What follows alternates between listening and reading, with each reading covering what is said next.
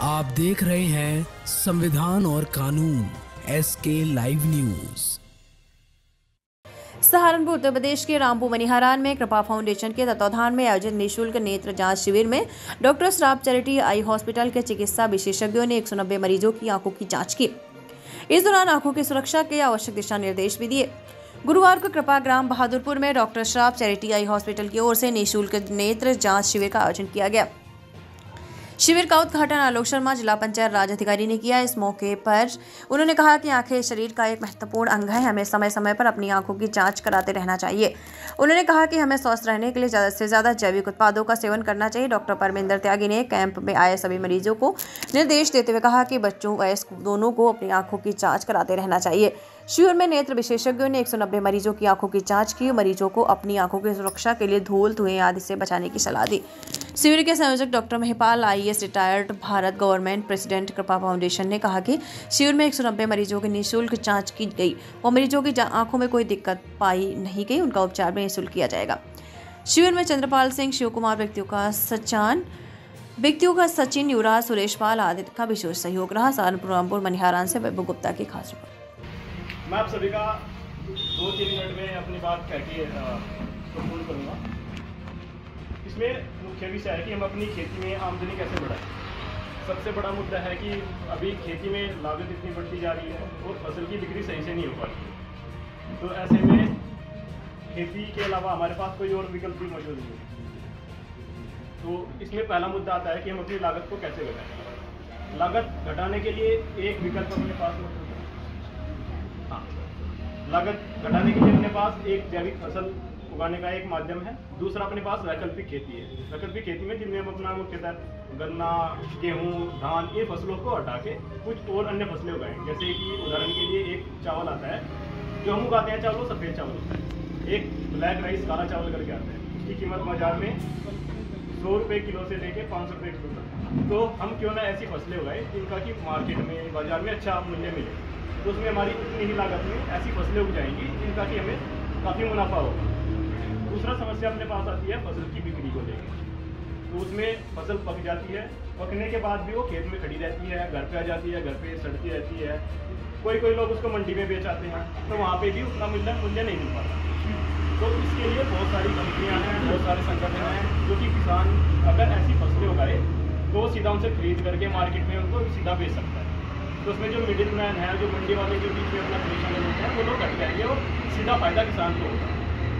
तो इन 2 तरीकों से अपनी लागत कम करके और अपनी फसल को ऐसी जगह पे बेच करके हम खेती में अच्छा खासा मुनाफा कमा सकते हैं। तो मैं सभी से ये रिक्वेस्ट करूँगा कि ऐसे जो लोग हैं जो इस चीज़ को लेके इच्छुक हैं, वो डॉक्टर साहब से मिले, हमसे बात करें, तो इसमें भी हम इस चीज़ में आगे बढ़ सकते हैं।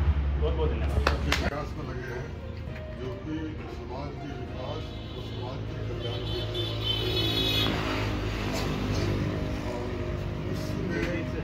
आँखों की बहुत महत्वपूर्ण भूमिका है, क्योंकि अगर आँख है तो जहान है और आँखों के बिना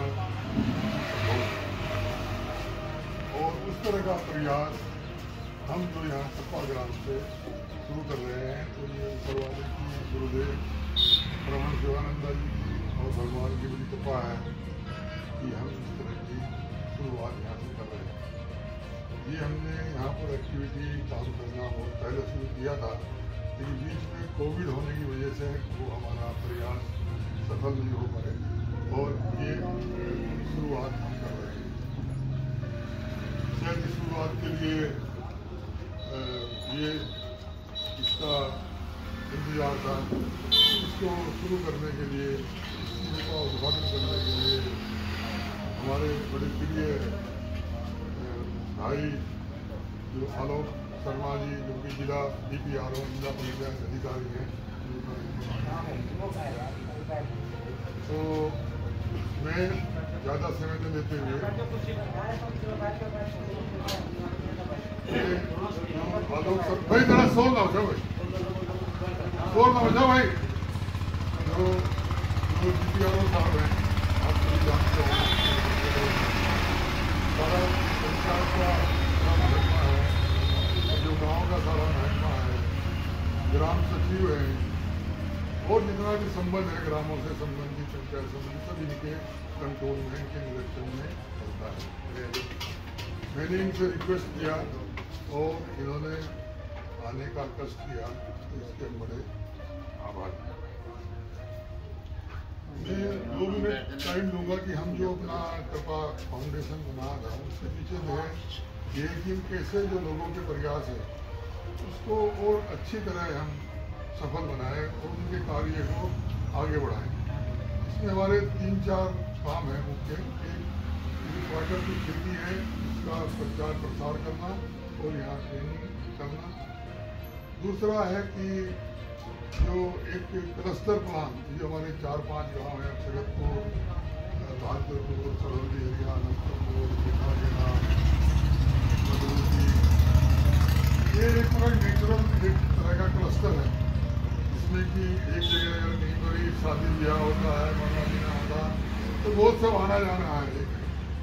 तो मैंने उसका एक सब मन मैंने सबका मन एक जगह, सब मन क्लस्टर का एक बनाने का प्रयास चल रहा है हिसाब से भागवा का, और इस पर हम काम कर रहे हैं कि कैसे हम ये 4-5 गाँव का एक प्लान बनाएं पूरा और फिर गवर्नमेंट को सबमिट करने की। देखो ये चीज़ें हमारे इस एरिया में हैं, ये खूबियाँ हैं, ये कमियाँ हैं, इन कमियों ये गवर्नमेंट के प्रोग्राम है और इनको में आयोजित आई कैंप के आयोजक मुझे बड़े भाई परम श्रद्धेय डॉक्टर महिपाल सिंह जी, मंच पर उपस्थित डॉक्टर साहब, इस जो है ग्राम के वासी हो, निश्चित रूप से ये बड़ा ही पुनीत और पावन कार्य है जिसका बीड़ा कृपा फाउंडेशन के माध्यम से डॉक्टर महिपाल सिंह जी ने उठाया है।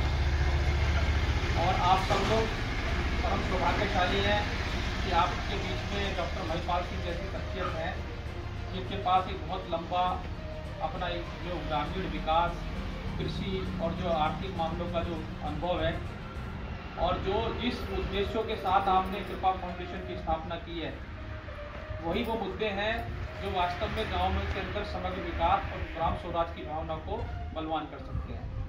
हम सब लोग जानते हैं कि राष्ट्रपिता महात्मा गांधी जी ने भी जब इस ग्राम स्वराज की कल्पना की थी तो उन्होंने ये भी कहा था, उन्होंने भी कहा था कि गांव का समग्र विकास जब होगा, गांव स्वराज जब स्थापित होगा, जब उसमें गांव के सब जनों की भागीदारी होगी, सब लोग उसमें होंगे। जब दीनदयाल उपाध्याय जी ने जो अंत्योदय की बात की, उन्होंने भी यही कहा कि अंतिम पायदान पर खड़ा हुआ जो व्यक्ति है, यानी जब तक वो सशक्त नहीं होगा, जब तक वो समृद्ध नहीं होगा, तब तक समग्र विकास नहीं हो सकता। और यदि हमें समग्र विकास करना है तो इस समाज की आधी आबादी, जिसका बीड़ा कृपा फाउंडेशन के माध्यम से डॉक्टर साहब ने उठाया, उसको सशक्त करना होगा। हमारा किसान मजदूर जो 70% आबादी हमारी खेती पर निर्भर है, जब तक वो सशक्त और मजबूत नहीं होगा तब तक हम वास्तविक ग्राम स्वराज अपने बीच में नहीं ला सकते। तो बड़े मूल और पवित्र उद्देश्यों को लेकर कृपा फाउंडेशन की स्थापना आपने की है, आपसे मेरी चर्चा हुई विशेष हुई। तो हम लोग भी, क्योंकि आपके पास एक बहुत बड़ा प्रशासनिक अनुभव है, पूरी नॉलेज है, अपने सहारनपुर की नहीं, प्रदेश की नहीं, पूरे देश के विभिन्न राज्यों में आपने काम किया है, तो हम सब लोग सौभाग्यशाली हैं कि आपके माध्यम से इस पूरे क्षेत्र के विकास की परिकल्पना का खाका आपने तैयार किया है और हम सब लोग उसमें सहभागी बने, हमारा सौभाग्य है। आज आपके इस फाउंडेशन के माध्यम से एक बड़ा ही पुनीत और पावन कार्य आई आंखों की चेकअप कर किया जा रहा है। निश्चित रूप से जो आसपास के ग्रामीण जन है उससे लाभान्वित होंगे। मैं इस कैंप की शुभकामना के आयोजन के लिए आपको बहुत बहुत बधाई और शुभकामनाएं देता हूँ और साथ साथ यही आशा करता हूँ, मेरा परम सौभाग्य होगा कि कृपा फाउंडेशन में के माध्यम से जो आपने मुद्दा उठाया है उसमें मैं और मेरा विभाग हम किसी भी रूप में सहायक हो सकें तो हम सभी तत्पर रहेंगे। धन्यवाद। और थोड़ा सा आँखों के बारे में कुछ अवेयरनेस दे सकूँ तो मैं आपको सिर्फ 2 चीज़ सबसे मेन इम्पोर्टेंट होती हैं कि अगर आप देखते हैं और नहीं देख पाने में कितना डिफरेंस हो जाता है, उस बात को समझने के लिए आपको ये चीज़ समझने की ज़रूरत है कि किन किन वजह से हम नहीं देख पाते हैं। तो उनके 3 मुख्य कारण हैं, एक मोतियाबिंद, दूसरा काला मोतिया और तीसरा चश्मा। आपको जान के हैरानी होगी 95% आंखों की बीमारी को ठीक करा जा सकता है और इन 3 कारणों को सबसे ज्यादा ठीक करा जा सकता है। इनका इलाज संभव है हर जगह और फिर भी इनकी वजह से हम अंतता की ओर जा रहे हैं। तो मैं आपको, जैसे हमारा कैंप लगा है और इसके थ्रू हम मोतियाबिंद का ऑपरेशन कराएंगे।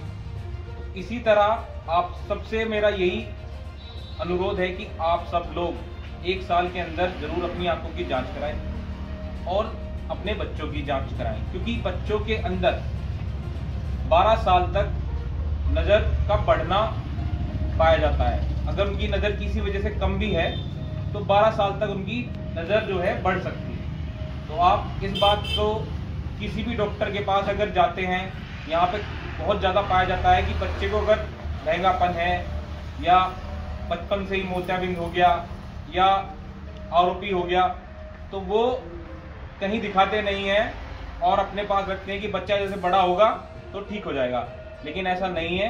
मैं आपसे यही कहूँगा कि आप उसे तुरंत अस्पताल में दिखाएं। और इसी बात के साथ मैं अपनी बात प्रारंभ करूँ। खबरों के लेटेस्ट अपडेट के लिए इसी तरह हमारे साथ जुड़े रहें और इस वीडियो को ज़्यादा से ज़्यादा शेयर करें।